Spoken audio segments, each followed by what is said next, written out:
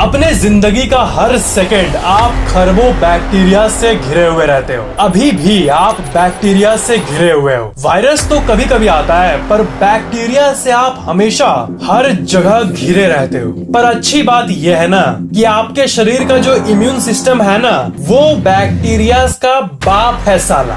एक बहुत ही ब्यूटीफुल सा दिन चल रहा है और आप अचानक से अपने हाथ पर ब्लेड से काट लेते हो गलती से। तो जैसे आपका स्किन कटा, सामने रहने वाले बैक्टीरिया को एक अपॉर्चुनिटी मिल जाता है कि वो तुरंत चुपके से आपके शरीर के अंदर चले जाए। वो आपके शरीर के अंदर जाके शरीर के ही रिसोर्सेस को यूज करके हर 20 मिनट में डबल होने लगते हैं। 100 बैक्टीरिया 200 बन जाता है, 200 फिर 400 बन जाता है, 400 फिर 800 बन जाता है। और ऐसे करते करते जब बैक्टीरिया बहुत ज्यादा बढ़ने लगते हैं और बॉडी को हार्म पहुंचाना शुरू करते हैं, तब बॉडी का गार्ड सेल, जिसे मैक्रोफेजेस भी कहते हैं, वो सामने आता है। और ये मैक्रोफेजेस मैसेंजर्स के जरिए इस बैटल फील्ड में, इस जंग के मैदान में और पानी मांगते हैं ताकि वो अच्छे से मूव करके बैक्टीरिया से लड़ पाए। ब्लेड से कटने के बाद आपके हाथ में जो खून के बाद पानी टाइप का व्हाइट कलर का कुछ निकलते हुए देखते हो आप, वो यही पानी होता है जो कि मैक्रोफेजेस ऑर्डर करते हैं, बैटल फील्ड में मंगवाते हैं। और ये शरीर में पानी की जरूरत को भी दर्शाता है। जब ये मैक्रोफेजेस बहुत देरी तक फाइट करते हैं, तब ज्यादातर केसेस में मैक्रोफेजेस ही सबको मार देते हैं। वो बैक्टीरिया को खाकर उनका खात्मा कर देते हैं और सब कुछ नॉर्मल हो जाता है। पर अगर इन केस वो ये देखते हैं कि वो अकेले नहीं लड़ पा रहे हैं और ये स्ट्रॉन्ग बैक्टीरिया है, तब वो हेल्प मांगते हैं। वो मैसेंजर प्रोटीन्स के जरिए बैकअप टीम को बुलाते हैं। We need backup team, copy that. जिन्हें न्यूट्रोफाइल्स टीम कहते हैं। मैक्रोफेजेस न्यूट्रोफाइल्स टीम को बैटल फील्ड में बुलाते हैं। फिर न्यूट्रोफाइल्स और मैक्रोफेजेस दोनों मिलकर इन्फेक्शन साइट पर लड़ते हैं और तब इसी समय इम्यून सिस्टम शरीर का तापमान बढ़ाने लगता है और इसे ही बुखार कहते हैं। जो आपका शरीर का टेम्परेचर बढ़ने लगता है ना, जिसे आपने कभी न कभी जरूर एक्सपीरियंस किया होगा। तो अब आप जान लो कि जब आपका टेम्परेचर बढ़ता है, तब आप ये जान लेना कि तब आपके इम्यून सिस्टम का आर्मी बैक्टीरिया से लड़ रहा होता है। टेम्परेचर बढ़ना असल में जरूरी है। बुखार असल में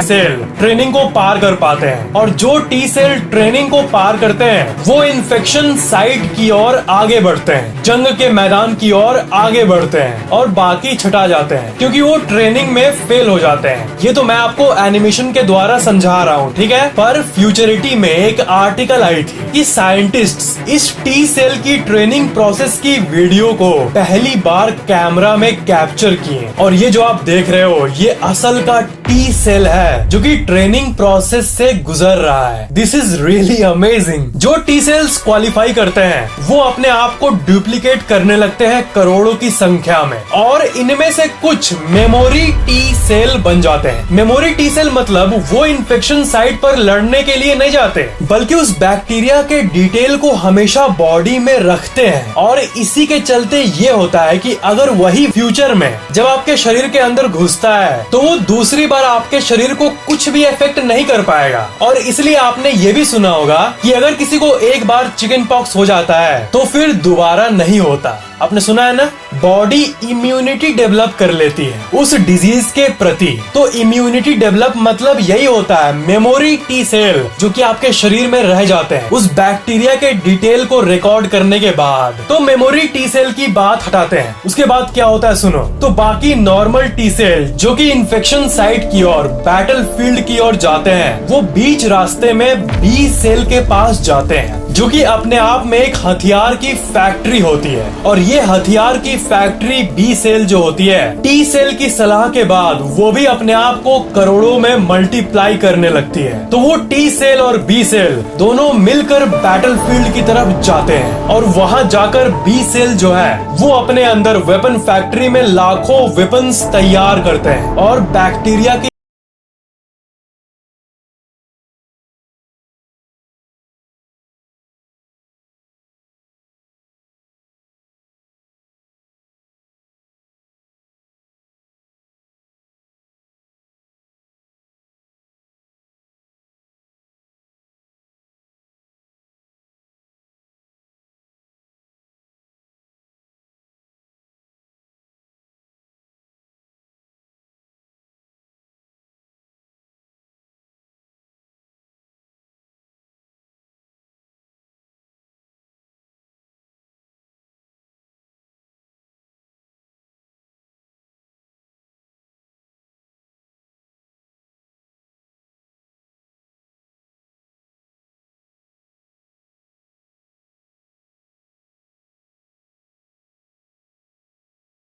अब तो बैक्टीरिया नहीं है तो बिना किसी बैक्टीरिया के ही वो एनर्जी की खपत ना करे, एनर्जी को यूज ना करे, इसलिए वो हीरोज अपने आप को खत्म कर देते हैं ताकि बॉडी के रिसोर्सेस और एनर्जी इन सेल्स को जिंदा रखने में ना वेस्ट हो, क्योंकि ये तो अपना काम कर चुके हैं। इसलिए वो अपने आप को सेल्फ डिस्ट्रक्ट कर देते हैं और फिर सब कुछ नॉर्मल हो जाता है। पर जो मेमोरी टी सेल्स जो कि बॉडी में रुके हुए थे, आपको याद है ना, वो हमेशा रहते हैं बॉडी में जब तक आप जिंदा हो। तब अगर फ्यूचर में कभी वही बैक्टीरिया का ग्रुप आपके बॉडी में घुसने की कोशिश करता है, तब वो बॉडी के अंदर आए उसके पहले ही ये मेमोरी टी सेल्स बाकी टी सेल्स को डायरेक्टली भेज देते हैं उनको मारने, क्योंकि मेमोरी टी सेल्स को ये पता होता है कि ये तो वही भाई साहब के खानदान से आए हैं जो पहले आए थे। मेमोरी टी सेल उस बैक्टीरिया को मिनटों में आइडेंटिफाई कर लेता है, इसलिए तुरंत ही उस पर अटैक करने लगता है टी सेल्स के जरिए। और इसी चीज को किसी बीमारी के प्रति इम्यून होना भी कहते हैं। पर अगर कोई नया बैक्टीरिया आया तब ये पूरी कहानी